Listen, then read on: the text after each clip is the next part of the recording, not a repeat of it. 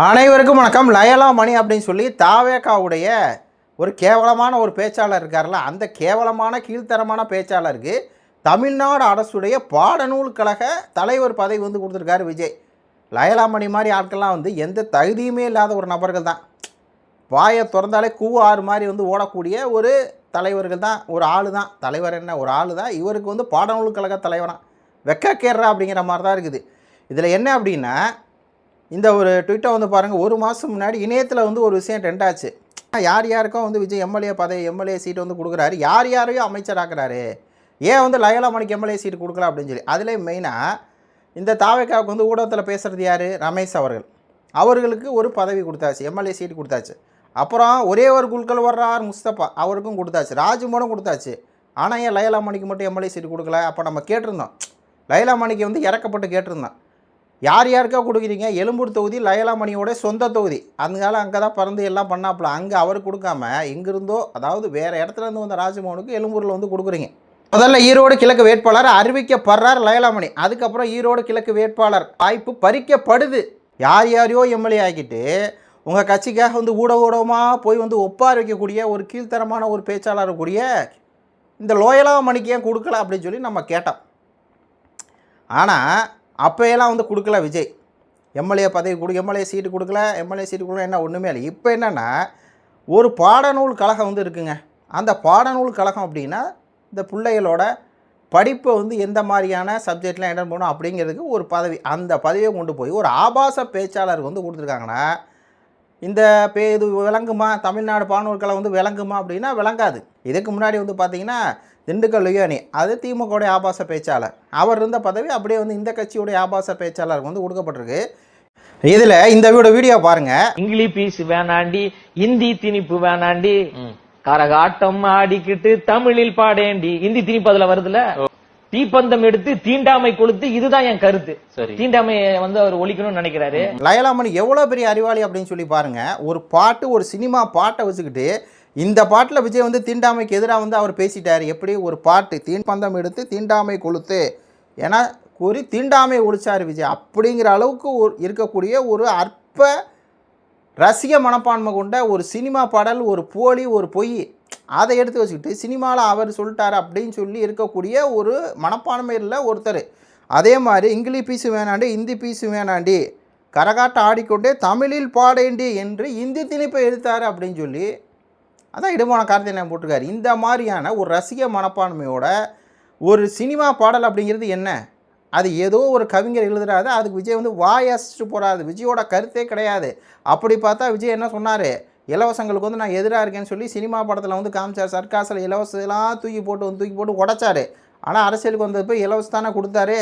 அப்போ விஜய் அப்படிங்கிற சினிமா நடித்த ஒரு போலி தானே. அந்த போலியாக இருக்கக்கூடிய ஒரு பாட்டுகளை வச்சுக்கிட்டு அப்போ லயலா மணி எப்பேற்பட்ட ஒரு மனநிலை கொண்டவர், விஜயுடைய ஆதரவால் விஜயோட ரசிகராக இருக்கிறார். ஆனால் அதுலேயும் கூட எந்தவித நாலேஜும் இல்லாத ஒரு சினிமா பாடலை வச்சுட்டு சினிமாவிலேயே தீண்டாமை ஒழிச்சிட்டார், சினிமாவிலே இங்கிலீஷ் பீஸ் வேணாம், இந்தி பீஸ், அப்படிப்பட்ட ஒருத்தர் அப்படின்னா எப்படி இருக்கும் அப்படின்னு சொல்லி பாருங்கள். இப்போ தான் இடுமான கார்த்தி போட்டிருக்காரு, மேற்கண்டவை இனி தமிழ்நாடு பள்ளிகளில் பாடத்திட்டம் இடம்பெறலாம். ஒன்றும் சொல்கிறதுக்குள்ள காக்கா பிரியாணி தின்னா காக்கா குரல் வறுமை ஒழிய உன்னி கிருஷ்ணன் குரல் வரா அப்படின்னு சொல்லியிருக்காங்க. புரியுதுங்களா? லயலா மணி எப்படிப்பட்ட ஒரு ஆள்னு சொல்லி ஒரு ரசிக வெறி பிடிச்ச, இன்னும் சொல்லப்போனால் எதுவுமே இல்லை அப்படிங்கிற மாதிரி தான் இருக்குது. அடுத்து சாட்டை எண்ணெய் ஒரு பதிவு போட்டிருக்காரு. தமிழ்நாடு பாடநூல் கழகத்தின் தலைவராக கல்வியாளர் லயலா மணி, உரிமையாளர் லயலா மணியை தேர்ந்த தமிழ்நாடு அரசுக்கு வாழ்த்துக்கள். லயலா காலேஜ் ஓனர் கூட லயலோன்னு பின்னாடி போட்டுக்க மாட்டார், இவர் போட்டுக்குவார். லயலா காலேஜ் மாணவர், லயலோ காலேஜில் படித்தவர். அதனால சொல்கிறாரு, காக்கா பிரியாணி சாப்பிட்டால் காக்கா கூட தான் இன்னைக்கு சொல்ல வருமா என்பது போல் விஜய்க்கு ஓட்டு போட்டால் லயோலா மணி மாதிரி ஆள்கள் தான் வருவாங்க பாடநூல் கழகத்துக்கு. இதெல்லாம் பெரிய சர்வநாசம், பாடநூல் கழகம் சர்வநாசமாகி போயிடும். விஜய் மாதிரி ஒருத்தருக்கு ஓட்டு போட்டிங்கன்னா அவர் என்ன நல்ல அதாவது ஒரு அந்த ஸ்கூல் பிள்ளைங்களுக்கு உண்டான, பள்ளி பிள்ளைங்களுக்கு உண்டான பாடம், அதில் பாடம் எந்தெந்த பாடம் வரணும், எந்தெந்த சப்ஜெக்ட் வரணும், அப்படி அப்போது நல்லா படித்தவன், கட்டு அடைஞ்சவன், ஒரு ஹெட் மாஸ்டர் ரேஞ்சுக்கு இருக்கக்கூடிய ஆட்களை என்ன பண்ணணும், அந்த பதவிக்கு நியமிக்கணும். நியமித்து 50,000 1,00,000 சம்பளம் வரக்கூடிய, மாதம் வரக்கூடிய ஒரு பதவி. அந்த மாதிரி ஆட்களை நியமிக்காமல், கல்வி அறிவுன்னா என்னன்னே தெரியாமல் இருக்கக்கூடிய ஒரு லயலா மணி. கல்வி அறிவு இருக்கா லயலா மணிக்கு? இல்லை. என்ன லயலா மணி படிச்சிருக்காப்புல 31 வயசில்? இங்கிலீஷ் பீஸ் வேணாண்டு இந்தி பீஸ் வேணாண்டு இந்தி தான் தமிழில் பாடி ஆலைன்னு சொல்லிட்ட இந்தி எதிர்ப்பை சொல்லிட்டாருன்னு அறிவாளியாக பேசக்கூடிய லயலாமணிக்கு என்ன இருக்கும்? ஒன்றும் இருக்காது. புரியுதுங்களா உங்களுக்கு? அப்போ இந்த வேலை என்ன வேலை? இது சர்வநாசமாகக்கூடிய வேலை அப்படின்னு சொல்லி சாட்டை என்ன கரெக்டாக தான் போட்டிருக்காரு. லயலாமணிக்கு கொடுக்குறது பதவி வந்து ஒரு அப்படிங்கிற பதவி தான் இருக்குது. அதனால வந்து சர்வநாசமாக தான் பிள்ளைங்க வந்து என்ன பண்ணும், விஜயுடைய படத்தில் இருக்கக்கூடிய அதை தான் பாட்டை தான் எடுத்து போட்டு பாடிக்கிட்டு இருக்கோம். வேறு என்ன அப்படிங்கிற மாதிரி தான் இருக்குது. இதில் இந்த பதவி எந்த மாதிரியான ஒரு பதவி அப்படின்னா, சுபீரபாண்டியன் இருக்கார் இல்லையா, அவர் அவ்வளோதான் அந்த மாதிரி தான் இருக்கும். இப்போது சுபீரபாண்டியனுக்கு வந்து சமூக நீதி கண்காணிப்புன்னு ஒரு கண்காணிப்பு உருவாக்குவாங்க. அந்த பணி சமூக கண்காணிப்பு வேலையை வந்து பார்க்க மாட்டார் சுபீரபாண்டியன். ஆனால் என்னென்னா சீமான் அவர்களை ஏற்றி பேசிட்டே இருப்பார். ஆனால் அவருக்கு சம்பளம் மட்டும் 50,000 1 லட்சம் மாதாந்திரம் வந்துடும். 3 வருஷம் 4 வருஷம் வந்து இவங்க ஆட்சி இருக்க வரையும் வந்துருக்குல்ல. மேக்ஸிமம் இப்போ லயலாமணிக்கு போட்டாங்களா 5 வருஷம் இருக்கும். இப்போ என்னென்னா மாதாந்திரம் 1,50,000 வரும். அப்போ அதை வாங்கிட்டு என்னென்னா லயலாமணி ஒரு ஆபாச பேச்சாளர் என்ன பண்ணுவார், சுபீரபாண்டியன் என்ன பேசினாரோ அதான் இவர் இங்கே பேசுவார்.